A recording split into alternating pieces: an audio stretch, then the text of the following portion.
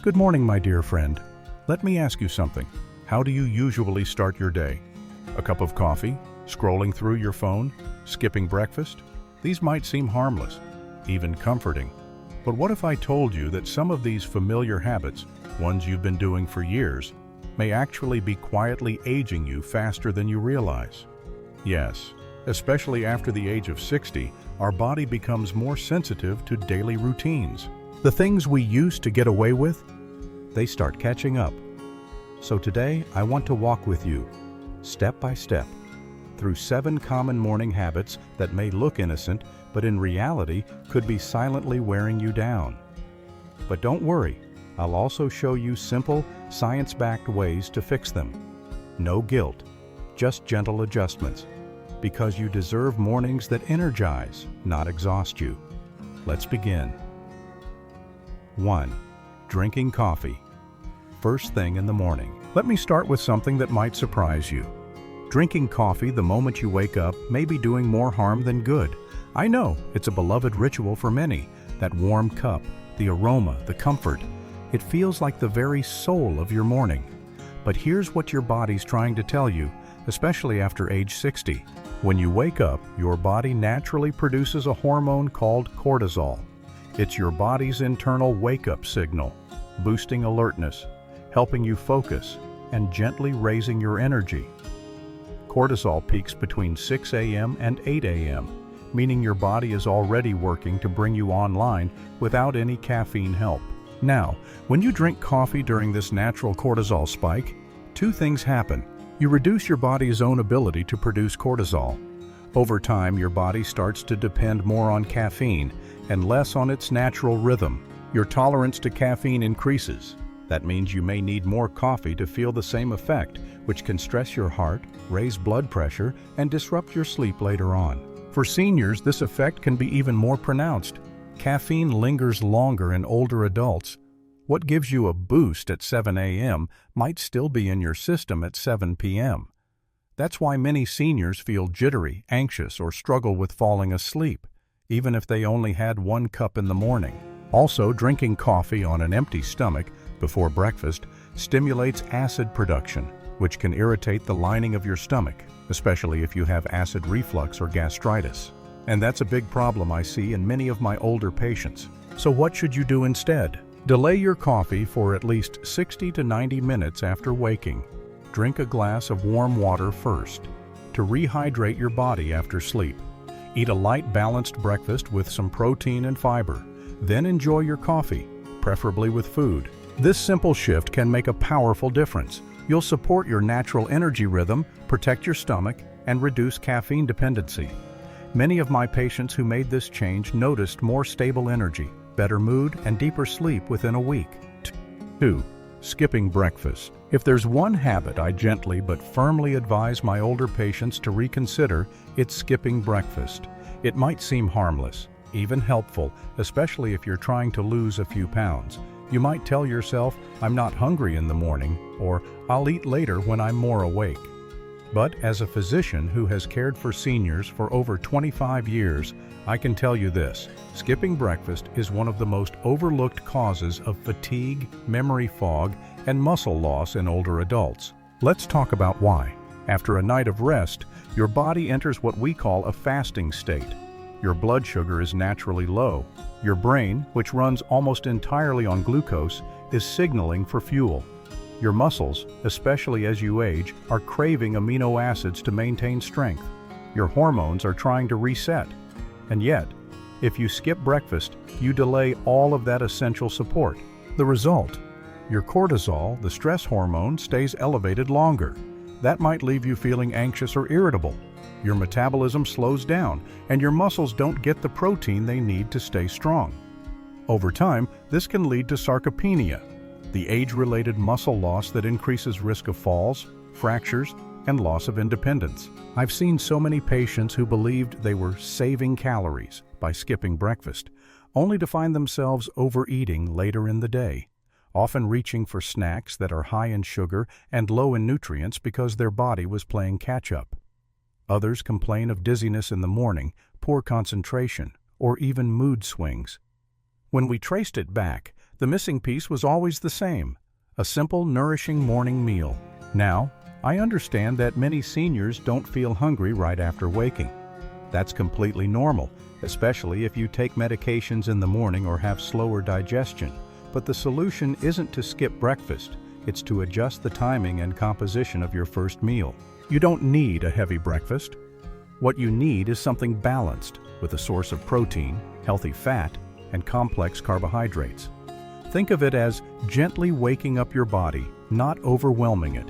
For example, a slice of whole grain toast with a boiled egg and half an avocado, or a small bowl of oatmeal topped with chia seeds and blueberries. Even a protein smoothie with Greek yogurt and a few walnuts can do wonders. And here's the real magic. When you start your day with steady, nourishing food, your blood sugar stabilizes, your mind becomes clearer, your energy lasts longer, and your mood lifts. You give your body the message that it's safe, supported, and ready to thrive. One more important point: if you're diabetic or pre-diabetic, skipping breakfast can be especially risky. Research shows that those who skip breakfast often experience greater insulin spikes and blood sugar imbalances later in the day, making it harder to control glucose levels. This can increase your risk of complications like fatigue, neuropathy, and cardiovascular issues. So if you've been skipping breakfast out of habit, guilt, or confusion, please reconsider. Start small. Even a piece of fruit and a few nuts is better than nothing. Listen to your body, but don't ignore its needs. A simple breakfast is not just a meal, it's a daily act of care. 3. Eating too little protein. Let me share something I often tell my older patients, especially those who feel more tired, notice they're getting weaker, or take longer to recover from simple illnesses or falls. You're probably not eating enough protein. And I say that not to alarm you, but to empower you. Because protein, especially as we age, is not just about muscles. It's about keeping your independence, your energy, your healing power, and your dignity. You see, after the age of 60, your body's ability to process and absorb protein begins to decline. That means even if you're eating the same amount you did in your 40s or 50s, your body gets less out of it. It's like trying to water your garden with a hose that now leaks. The water's there, but much of it doesn't reach the roots. And here's the truth: most people don't hear enough. If you're not getting enough protein, your body starts breaking down your own muscle to get what it needs. This process is silent at first. Maybe your arms feel weaker when lifting groceries. Maybe getting up from a chair becomes harder. Maybe you feel more wobbly when walking. This is sarcopenia, the gradual muscle wasting that happens with age. It's not inevitable, but without enough protein and enough movement, it can take hold. And once it does, it increases your risk for falls, hospitalizations, slower recovery from surgery or illness, and even cognitive decline. Now you might be thinking, but I eat enough. I have a little meat with dinner, maybe an egg in the morning. But research shows that many seniors consume well below the recommended amount of protein for their age and activity level. So what is enough? Current guidance suggests at least 1 to 1.2 grams of protein per kilogram of body weight per day for older adults. For a 150-pound person, that's roughly 68 to 82 grams of protein per day, spread throughout your meals. Not just one big steak at night. And no, it doesn't have to come from red meat or protein shakes. There are plenty of gentle, senior-friendly options. Eggs, 60 per egg. Greek yogurt, 17-20 gram per cup. Lentils and beans, 15 g per cup.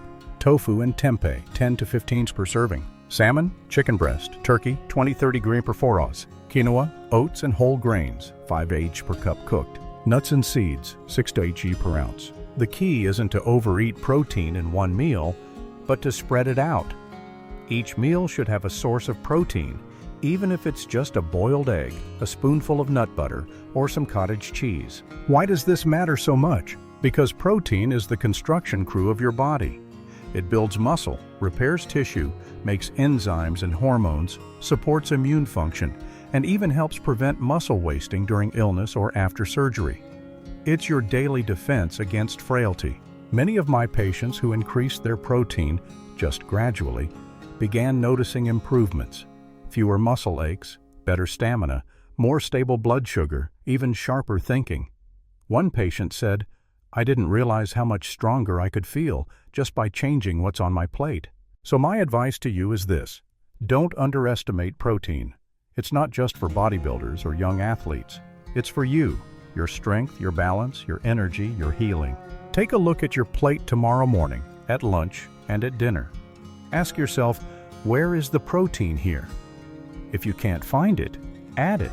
A handful of almonds, a boiled egg, some tuna or tofu. Your future self will thank you. 4. Overusing calcium supplements. Let me start this part with a simple truth. Calcium is vital, but more isn't always better. And for many older adults, this is where confusion creeps in. We've been told for decades that calcium keeps bones strong, and that as we age, especially for women post-menopause, we need more of it. That's true, but only half the story.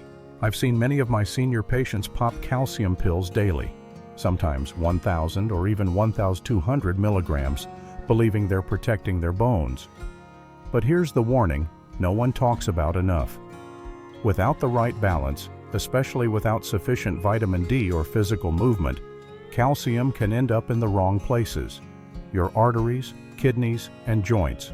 Yes, too much calcium from supplements, especially when not absorbed properly, may increase the risk of arterial calcification, leading to hardened blood vessels, high blood pressure, or even greater risk of heart attack and stroke. It's a tough thing to hear when you've been doing what you thought was right for your health. Now, don't get me wrong, calcium is essential. Your body needs it to maintain bone density, regulate nerve signals, support muscle contraction, and even assist in blood clotting. But your body doesn't make calcium on its own. That's why getting enough from diet is important. However, relying only on high-dose supplements day after day is not a natural or efficient approach. Let me ask you, how much calcium are you getting from food? A cup of yogurt contains around 300 milligrams. An ounce of cheese gives you 200 milligrams. Leafy greens like kale and bok choy are also good sources. If you're already consuming 600 to 700 milligrams through food, then a small supplement may be enough, or not needed at all. Now here's the other side of the equation: vitamin D. Without it, your body can't absorb calcium effectively. It just floats around, looking for a place to settle. And often, it lands in places we don't want it: joints, arteries, or the kidneys, leading to kidney stones or joint stiffness. So what's the safer, smarter way? Know your actual needs. The average recommendation for adults over 65 is around 1,000 to 1,200 milligrams of calcium per day, total, from food and supplements combined. Get a blood test. Check your vitamin D levels. If you're low, focus on correcting that first. Many times, once vitamin D is optimal, your calcium metabolism improves naturally. Spread calcium intake throughout the day. Your body absorbs calcium in smaller amounts better. Taking a 1,000 milligrams pill all at once isn't as effective as splitting it with meals. Exercise is essential. Even walking or resistance bands help direct calcium into bones instead of arteries. Without movement, your body often parks extra minerals in soft tissues. Avoid pairing calcium supplements with high oxalate foods. Spinach, beets, and rhubarb may block calcium absorption. If you love those, eat them away from your supplement. Opt for food first: Greek yogurt, sardines with bones, tofu, almonds, collard greens, fortified almond milk. These are calcium-rich, easy on digestion, and include cofactors like magnesium that help with absorption. Many of my patients feel surprised when I suggest cutting back on their calcium supplements, but then feel relief when they understand the risks of overdoing it. One of my patients, a 73-year-old woman, came in with mild chest pain and kidney discomfort. Her scans showed calcium buildup in her arteries. We adjusted her supplements, increased her vitamin D, and within months, her energy improved and pain faded. So my gentle advice is, don't fall into the more is better trap. Calcium works best with balance. Balanced nutrition, balanced hormones, balanced movement. Your bones need more than pills. They need sunshine, strength, flexibility, and most of all, a body that knows how to use what you give it. 5. Multivitamins with iron when you don't need it. Let me begin this last segment with a question I ask many of my older patients. Has anyone recently checked your iron levels? And more often than not, they shake their head saying, "No, I just take a multivitamin every day. It has everything I need." That's where the concern starts. As a doctor who has worked with thousands of patients over 60, I've seen a recurring issue that's quietly harming many seniors, taking multivitamins with iron without needing extra iron at all. Iron is essential, yes. It helps transport oxygen through the bloodstream, supports metabolism, and keeps energy up. But after the age of 60, especially if you're not menstruating or recovering from surgery, illness, or iron deficiency anemia, your iron needs typically drop significantly. And excess iron over time doesn't just sit idly in your body. It accumulates, and that's when trouble begins. You see, your body has no natural way to get rid of extra iron. When you take more than you need, especially through supplements, the iron can start to build up in your liver, heart, and pancreas. This condition is called iron overload or hemochromatosis, and while it's rare in severe form, mild chronic overload is becoming more common, especially among seniors who take iron daily without testing. And what can this lead to? Increased oxidative stress, which is a fancy way of saying more internal rusting. This can speed up aging, weaken your immune system, damage organs, and even increase your risk of conditions like Alzheimer's disease, liver disease, joint pain, and fatigue. Here's the surprising part. Most men over 60 and many postmenopausal women don't need any extra iron unless prescribed. They get enough from food sources like red meat, spinach, legumes, and fortified cereals. When these people take daily multivitamins with added iron, they unknowingly put themselves at risk. So what should you do instead? Check your iron status before supplementing. Ask your doctor for a simple blood test. Ferritin, serum iron, and transferrin saturation can show if your levels are low, normal, or high. Read the label carefully. Not all multivitamins contain iron, and if you don't need it, choose one specifically labeled without iron. This small detail can make a huge difference. Get iron from food first. If you do need more iron, it's safer to increase iron-rich foods first.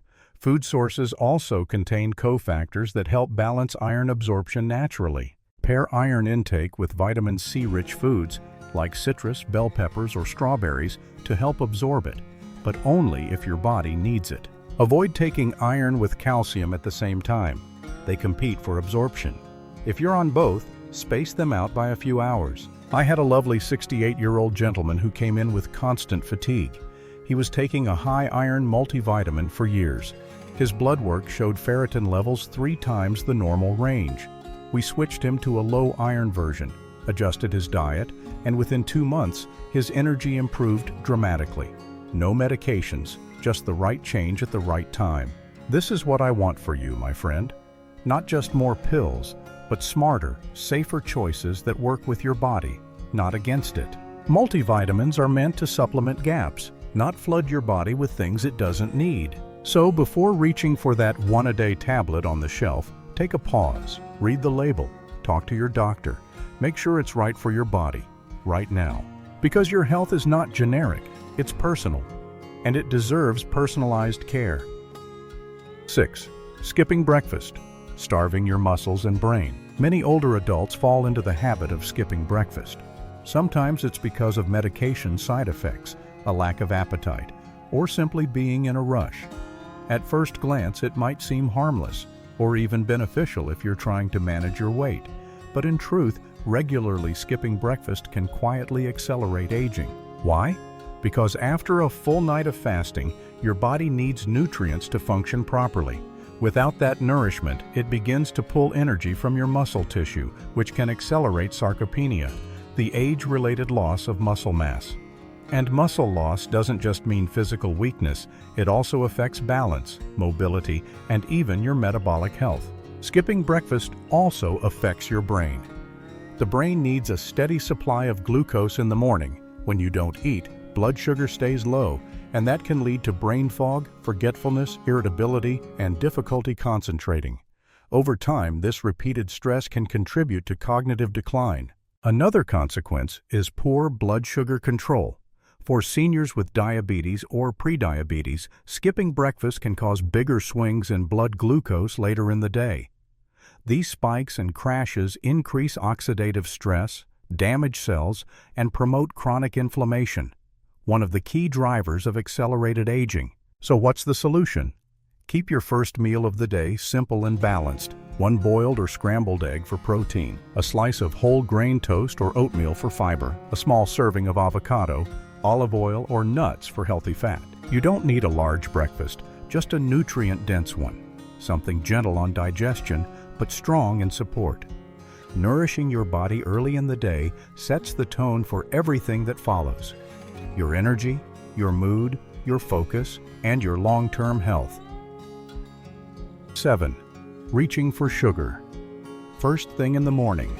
Fueling inflammation. One of the most common and most overlooked mistakes I see among seniors is starting the day with sugar. Whether it's a sweetened coffee, a bowl of sugary cereal, jam on white toast, or even a glass of orange juice, these choices may seem innocent.